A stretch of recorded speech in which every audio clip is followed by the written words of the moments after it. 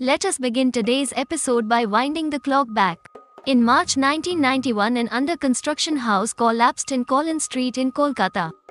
Mamata Banerjee, the TMC Supremo, was with Congress those days.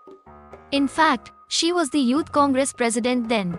After the mishap, in which a few people had lost their lives, she had sent a telegram to then Prime Minister Chandrasekhar and demanded that the central government institute an impartial investigating commission to look into the reasons for the disaster.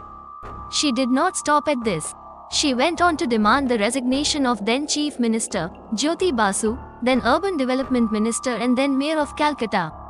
In another incident in July 1995, a building had collapsed due to the fault of the developer. He had used poor quality building material, leading to the collapse of the multi-storied building and death of many people. Then, too, she had demanded the resignation of the Chief Minister. The All India General Secretary of TMC, Abhishek Banerjee, has instructed the opposition parties not to indulge in politics after the death of 11 people caused due to the collapse of an illegal building. In other words, they should not make any noise even after the death of 11 innocent lives whose only fault was that they lived in tiled huts next to the illegal building which collapsed in the dead of the night.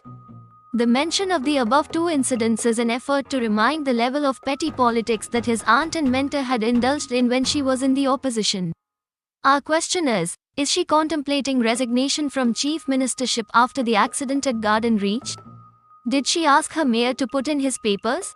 On Sunday midnight, the world came crashing down on Akbar Ali, Razwan Alam, Shama Begum and 8 other people while they were deep in their sleep. Without getting the opportunity to bid their final farewell to their near and dear ones, their lives were snuffed out, for no fault of theirs. The illegal building that was being constructed next to their slum had collapsed on the roof of their tiled homes in their dingy slum. 10 people just died not for any fault of theirs but because of bottomless greed of some political leaders and promoters and their unholy nexus. The unfortunate incident happened at Ward number 134 of Kolkata Municipal Corporation. The TMC councillor of the ward, Shams Iqbal, has been given a clean chit by the TMC mayor of Kolkata Municipal Corporation, Farhad Hakim, who also happens to be the minister in charge of the Department of Urban Development and Municipal Affairs. According to the minister, it is not the responsibility of the councillor to keep a watch on whether illegal buildings are being built, but the responsibility of the officials of the building department. And so he summoned the sub-assistant engineer of ward number 134 to his office and rebuked him. The mayor minister then summoned all the engineers of the building department of the Kolkata Municipal Corporation and admonished them, saying that either they were dishonest or they were incompetent. According to Hakim, the political leaders have absolutely no responsibility of ensuring that buildings are constructed adhering to all corporation and government stipulations. This reprimand by Hakim has not gone down well with the engineers. The latter believe that their hands are tied by the politicians who do not allow them to take actions against dishonest promoters. The deputy mayor of Kolkata Municipal Corporation, Atin Ghosh, however, holds a different view from the mayor. According to him, the person occupying the chair is the person with whom the responsibility lies. He, of course, was hinting at the mayor of the corporation. Ghosh went on to say that electoral politics has paralyzed the administration and rendered them powerless against moneybag promoters who also yield a lot of muscle power. Farhad Hakim, of course, did not stop at shifting the blame onto the officials of the building department. He has also blamed the erstwhile left-front government, who have been in the opposition for the last 13 years. He has also blamed the citizens for not being conscious of the menace of illegal constructions. In other words, the mayor and the minister in charge of the Department of Urban Development and Municipal Affairs has held everyone responsible for the catastrophe but himself. Every time he was quizzed by the journalists, he tried to deflect blame from himself, even at times losing his cool.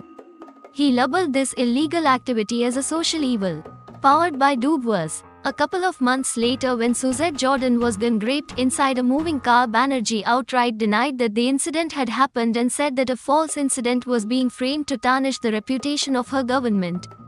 Around the same time, the principal of Rayganj College, 𝒃𝒃𝒃 Sarkar, had been attacked and manhandled by the workers of TMC's students' wing. Instead of coming down heavily on the miscreants, she had termed the incident as a minor incident and had said that it was a joint conspiracy of CPIM and Congress. Many other incidents in the past 13 years have proved time and again that she has always stood by the musclemen of her party, be it Anubrata Mandal or Sheikh Shahjahan, which have in turn provided encouragement to the anti-social elements. The picture which is coming out of Garden Reach and other adjoining areas portrays a grim story. The local residents say that almost all the buildings that have been built or are being built in the locality have been or are being built after filling up ponds. They even said that if they tried to complain against any of these unlawful activities, they would be killed. That is the kind of clout that these antisocial elements enjoy in the mayor's constituency. Consequently, the local residents never opened their mouths against any of the criminal activities being carried out there. According to information percolating from Calcutta High Court, there are innumerable cases piled up in the court pertaining to illegal constructions in different parts of the state. After the Garden Reach mishap, the High Court has taken a very firm stand against illegal constructions. In an affidavit submitted to the Calcutta High Court in 2023, the state government had acknowledged that close to 5,000 water bodies had changed their character in 44 of the 144 wards of the Kolkata Municipal Corporation. Can this happen without the knowledge of the local councillor? What are the police doing? The court in its hearing observed that the Kolkata Municipal Corporation took no corrective measures to restore the water bodies to their former self. Can the mayor shirk his responsibility when 5,000 ponds have been filled? Can the chief minister deny or dodge her responsibility of protecting the environment?